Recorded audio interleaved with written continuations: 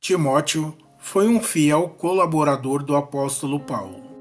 Sem dúvida, um amigo essencial na realização dos serviços missionários, dadas as considerações de seu auxílio constante e de seu relacionamento de confiança com Paulo.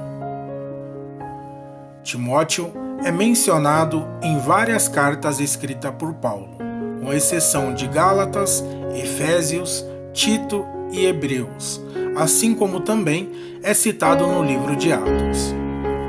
Paulo sempre deixa claro o bom testemunho de Timóteo aos demais, e a nós leitores fica claro a sua importância na era cristã apostólica.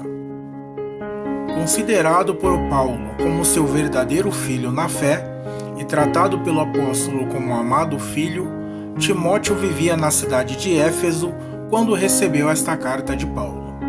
Filho de pai grego e de mãe judia crente, o fiel colaborador de Paulo é escolhido para participar da companhia missionária do apóstolo e acaba fazendo parte do grande feito que foi a pregação do evangelho na Europa pela primeira vez. Um pouco mais tarde, quando Timóteo já tinha alcançado certa maturidade, Paulo encarrega-o de cuidar da parte doutrinária das igrejas da Ásia Menor, como uma espécie de zelador da boa doutrina, ou seja, da verdadeira pregação acerca de Cristo Jesus. Inclusive, Timóteo é quem entra em contato com Paulo e o alerta sobre alguns desvios e falsos ensinamentos que estavam tomando conta das comunidades. Nesta primeira carta endereçada a Timóteo, Paulo definiu uma estrutura eclesiástica que serviu como base para a organização da igreja e ajudou quanto à seleção da liderança nas comunidades de sua época. Ajudou também na formação das igrejas que viriam a surgir, tendo como orientação este documento histórico. Mais que um simples livro de regras para pastores e líderes, a carta a Timóteo foi constituída pensando na preservação da sã doutrina nas comunidades e prioriza a conduta reta, seja individualmente ou coletivamente. Torna-se nítido o interesse de Paulo pela constituição organizada da igreja, quando ele frisa a seu filho amado a importância e necessidade da oração e a boa ordem na igreja, assim como ensina que é importante manter-se vigilante acerca dos erros doutrinários e como é crucial haver uma boa administração da igreja, assim também como excelência no ministério pastoral. Nesta carta a Timóteo, Paulo orienta acerca da escolha dos pastores, bispos, diáconos e também diaconisas. Aqui Paulo frisa que uma das características indispensáveis é saber governar a própria casa. Caso contrário, como tal pessoa poderia cuidar da Igreja de Deus? Outras condutas importantes tratam basicamente sobre domínio próprio e uma conduta respeitosa. Foi e ainda é através deste documento que os auxiliares são observados e selecionados para compor o serviço episcopal. Mas é através desta carta também que podemos compreender um pouco mais sobre o amor e a responsabilidade de Paulo para com a Igreja de Cristo, e conhecer o exemplo de Timóteo, um jovem que é chamado para o serviço missionário e logo torna-se responsável por observar e manter a doutrina fiel nas comunidades. Depois de ser solto e preso novamente, Paulo escreve a sua segunda carta a Timóteo, onde reforça algumas orientações e aconselhamentos pastorais. Porém, a atual situação é completamente distinta em relação à última carta. Paulo agora era tratado como um prisioneiro perigoso e usava até mesmo algemas, como era costume aos malfeitores da época. Demonstrando estar consciente de que a sua morte estava próxima, Paulo escreve essa carta que fica conhecida como seu testamento espiritual, levando em consideração que foi a última carta escrita por ele. Nela, Paulo escreve pedindo para que Timóteo se apresse em estar com ele e compartilha a sua tristeza devido à má conduta de Demas, que havia o abandonado para ir até a Tessalônica. Assim como menciona Alexandre que, após abandonar a fé em Cristo e ser expulso da igreja por trair o apóstolo Paulo, se volta contra ele nas questões doutrinárias da fé em Cristo. Os textos mostram que, tendo somente Lucas ao seu lado, o apóstolo de Cristo já estava com a sua saúde debilitada. Uns o haviam abandonado, enquanto outros estavam cumprindo as obrigações ministeriais. E entende-se que, antes da sua morte, Paulo tenha passado por privações na prisão, por isso queria ver Timóteo antes mesmo do inverno. Mas Paulo não estava só. O Cristo da qual sempre deu testemunho o assistia e o preparava para recebê-lo. Paulo escreve a seu filho amado e exige a Timóteo que pregue a palavra de Deus com responsabilidade e urgência como um evangelista. Exorta-o a se manter fiel e a não ter vergonha de ser testemunha de Cristo. Paulo escreve a Timóteo para que permaneça firme nas dificuldades como um verdadeiro soldado de Cristo e expressa sua consciência de um fim temporário nas palavras: combati o bom combate, completei a carreira, guardei a fé.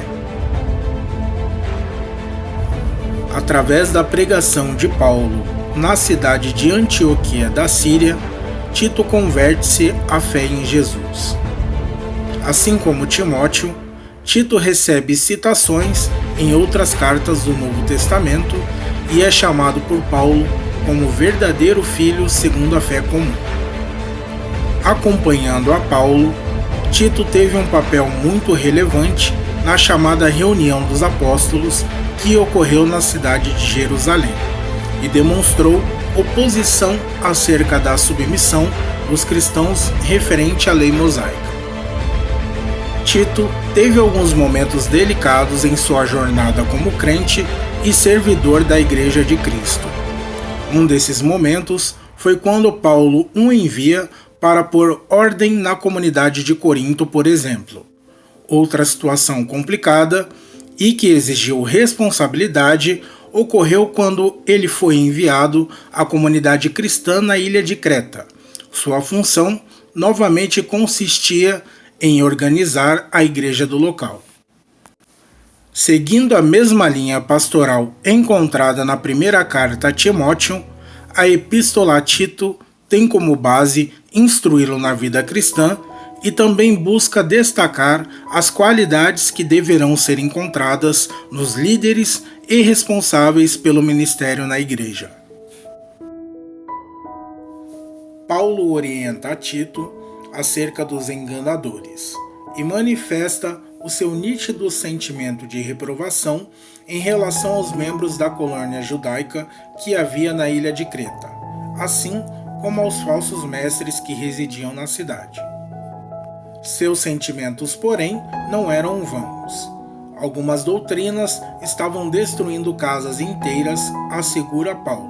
Por isso, ele reforça que a pregação e o zelo de Tito devem ser constantes, e a sua preocupação com os crentes deve estar sempre em evidência.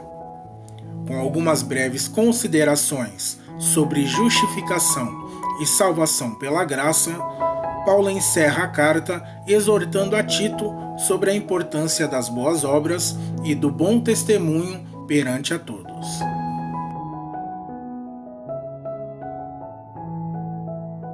A Epístola a Filemon tem características únicas. Por exemplo, é a carta mais breve de Paulo e é a única de caráter totalmente pessoal.